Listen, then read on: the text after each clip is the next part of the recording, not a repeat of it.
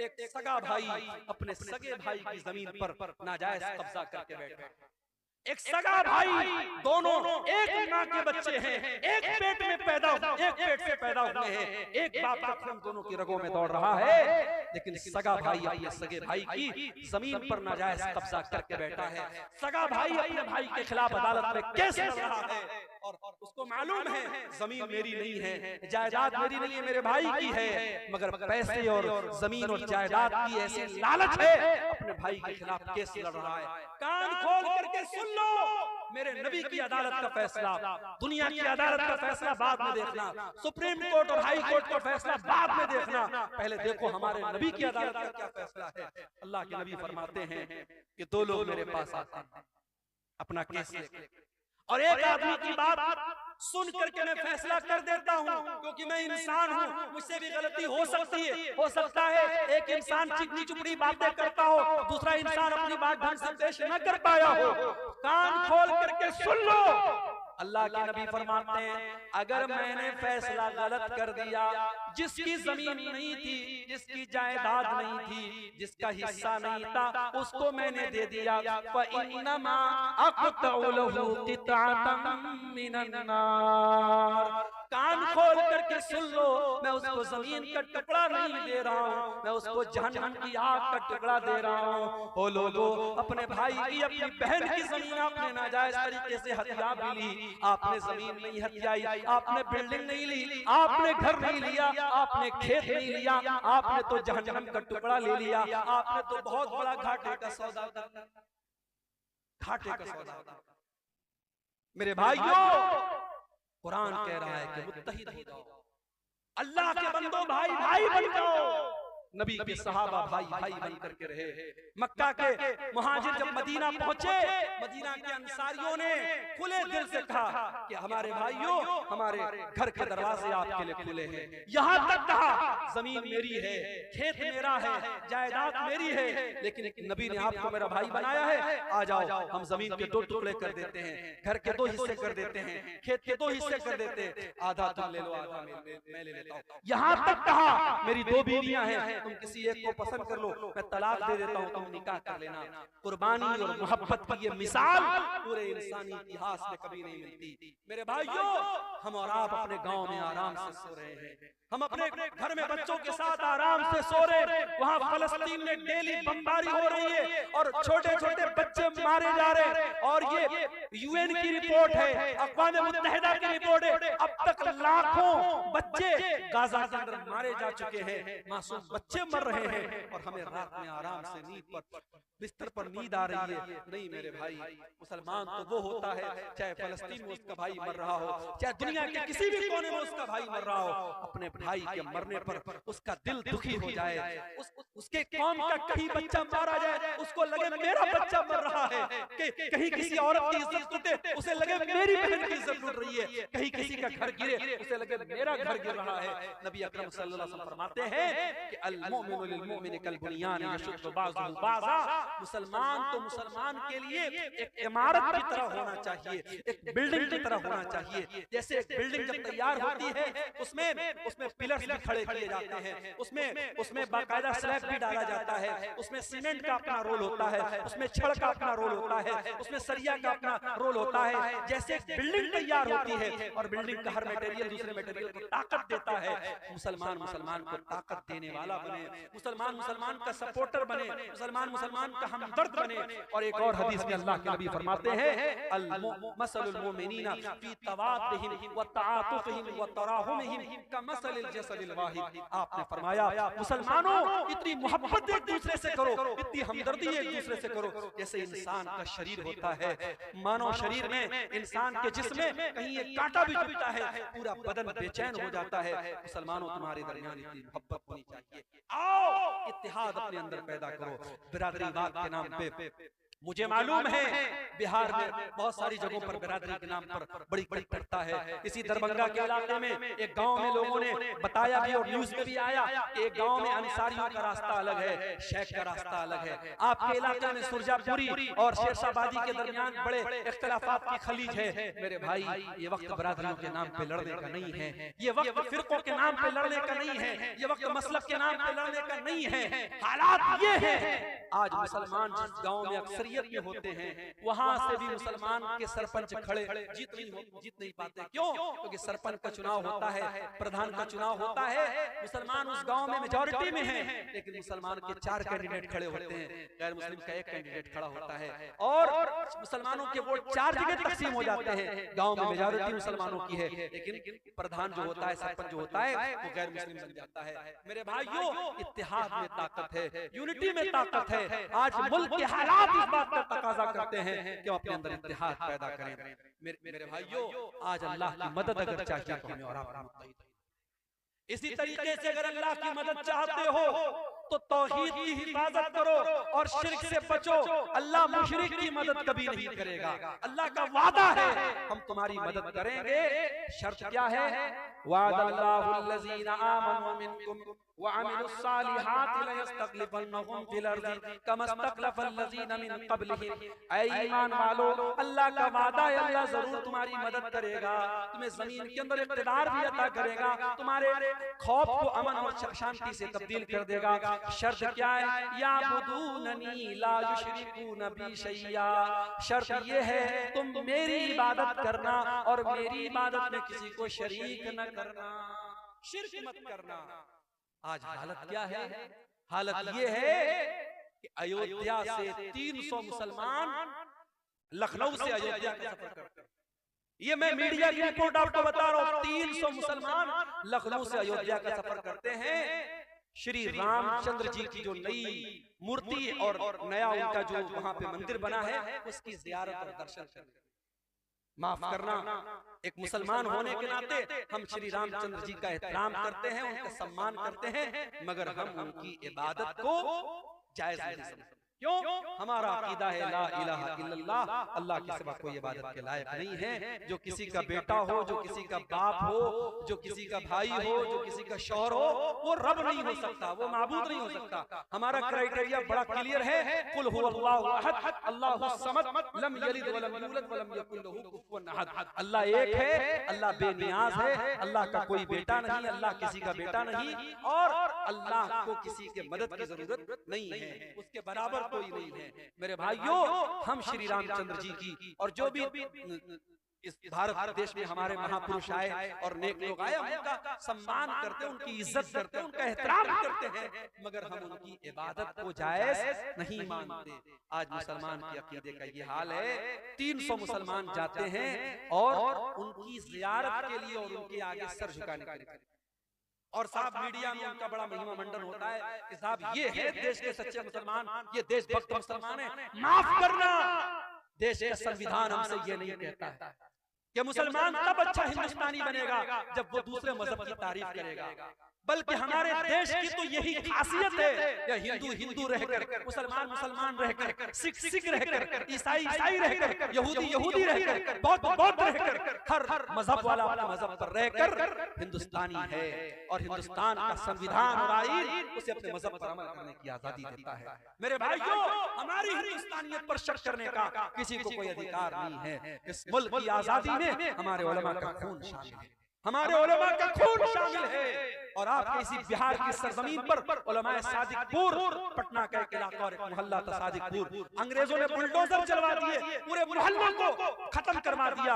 और जवाहरलाल नेहरू ने कभी कहा था कि मुल्क में की आजादी में तमाम लोगों की कुर्बानी एक तरफ है और उलमाए सादिकपुर की कुर्बानी एक तरफ है। मेरे प्यारे साथियों, हमारे उलमा के खून बहे हैं, हमारे उलमा ने फांसी के फंदे पर झूले हैं और काला पानी की सजाएं उन्होंने झेली हैं, तब जाकर ये मुल्क आजाद हुआ है। इस मुल्क को हम न कभी छोड़े हैं और न छोड़ेंगे इंशाअल्लाह। ये बात याद रखो मेरे भाइयों, इस मुल्क का कोई फैसला हमारी आवाज के बगैर अधूरा है, मगर हमें अपने हालात पर भी गौर करना पड़ेगा। हमें अपने हालात पर भी गौर करना पड़ेगा कि आज हमारा अकीदा जो हमारे दीन की सबसे मजबूत बुनियाद है, आज अकीदे का क्या हाल है। आज हम न्यूज में जब देखते हैं फला जगह मुसलमान लड़की इस्लाम छोड़ करके फला मजहब में दाखिल हो गई, तो हमारे सर तो शर्म से झुक जाते हैं। हमें शर्म आती है कि प्यार और मोहब्बत में इतनी ताकत है क्या? फेसबुक और इंस्टाग्राम पर किसी ने आई लव यू बोल दिया, मोहब्बत का इकरार कर दिया, तो हमारी मुसलमान बहन उसके प्यार में इतनी बिछ गई कि इस्लाम को उसने छोड़ दिया। क्या हमारी तरबियत में इतनी कमी थी? नहीं मेरे भाई, कहीं ना कहीं तो पानी मर रहा है, कहीं ना कहीं तो कमी हो रही है। वरना हमारे इतिहास, हमारी तारीख में तो उन औरतों का तस्करा हमने पढ़ा है। सुमैया बिन्त खय्यात नाम की उस औरत को देखो, उसके शौहर के सामने और उसके जवान बेटे के सामने जब अबू जहल ने कहा था कि ऐ सुमैया तुम मोहम्मद का दीन छोड़ दे, तो इस्लाम छोड़ दे वरना हम तुझे खत्म कर देंगे। सुमैया ने कहा मैं इस्लाम को नहीं छोड़।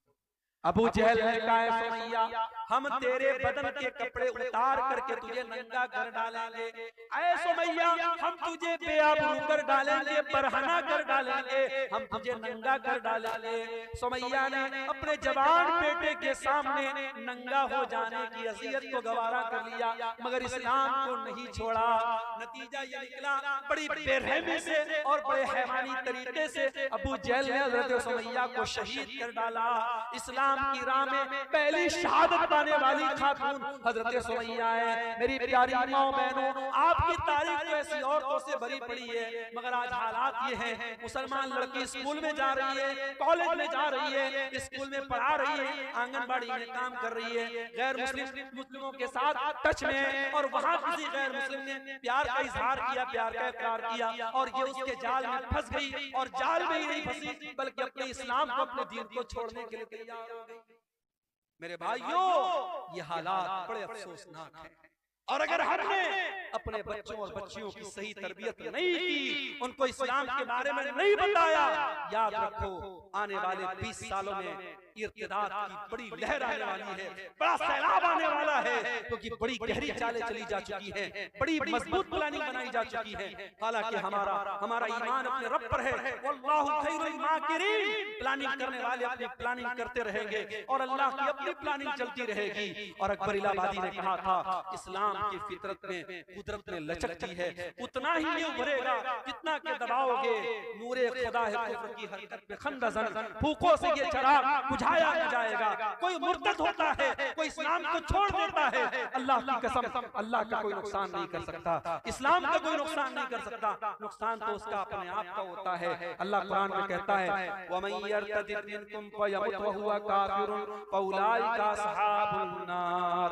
जो मुर्तद होकर के मर जाए, जो इस हालत में मर जाए कि वो ईमान की हालत में न मरे, कुफ्र की हालत में मर जाए, तो वो दुनिया और आखिरत में फउलाइका हबितत अमालुहुम फी दुनिया वल आखिरा, दुनिया में भी उसके अमाल बर्बाद और आखिरत में भी उसके अमाल बर्बाद हो जाएंगे। फउलाइका असहाबुन नार, और वो जहन्नम में जाने वाले हैं।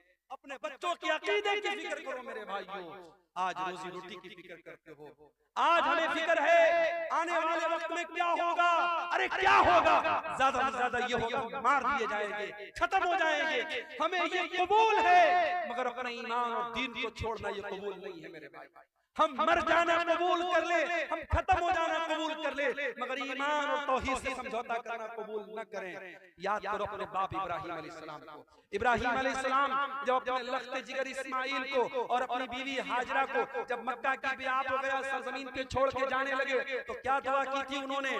कहा था वजुनुबनी व बनी या नअबुदल असनाम, परवरदिगार मेरे बीवी बच्चों को ऐ अल्लाह तू शिर्क से बचाना, बुत परस्ती से बचाना, ऐ अल्लाह मेरी औलाद को तू शिर्क से बचाना।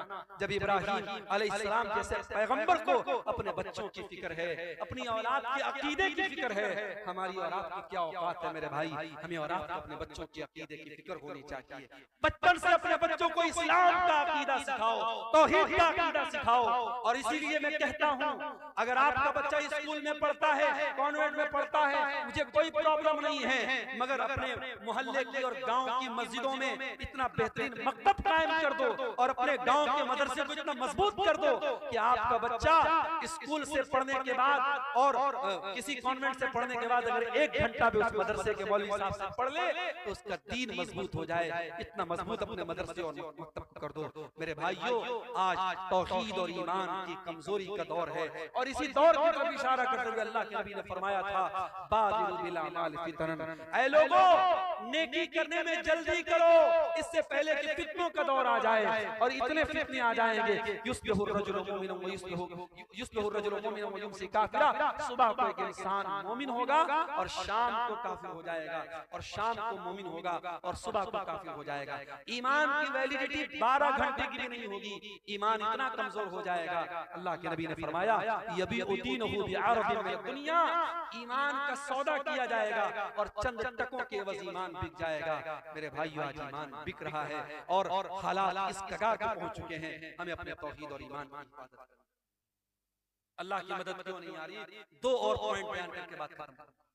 अल्लाह की मदद इसलिए भी नहीं आ रही, माफ करना अगर बुरा लगे तो, अल्लाह की मदद इसलिए भी नहीं आ रही क्योंकि हम हराम खोर हो गए। इसी बिहार की सरजमीन से मेरे पास फोन आया, सीमांचल से फोन आया, शेख साहब अगर हमारे इलाके में तकरीर करना तो जरा इस पर भी बोलना। ब्याज खोरी बढ़ रही है मुसलमानों में, ब्याज की रकम खाने का शौक बढ़ रहा है। किसी जमाने में लोग ब्याज मजबूरी में दे देते थे मगर लेते नहीं थे, मगर आज कितने मुसलमान हैं जो पैसे वाले हैं, मुझे 1 लाख रुपया चाहिए, चल दे देता हूँ, लेकिन मुझे रिटर्न में 1,05,000, 1,10,000 ब्याज खुल्ला खा रहा है मुसलमान। उस मुसलमान से कहो तू अपनी माँ के साथ ज़िना करेगा क्या? दोनों कान पकड़ लेगा। कैसी बात है?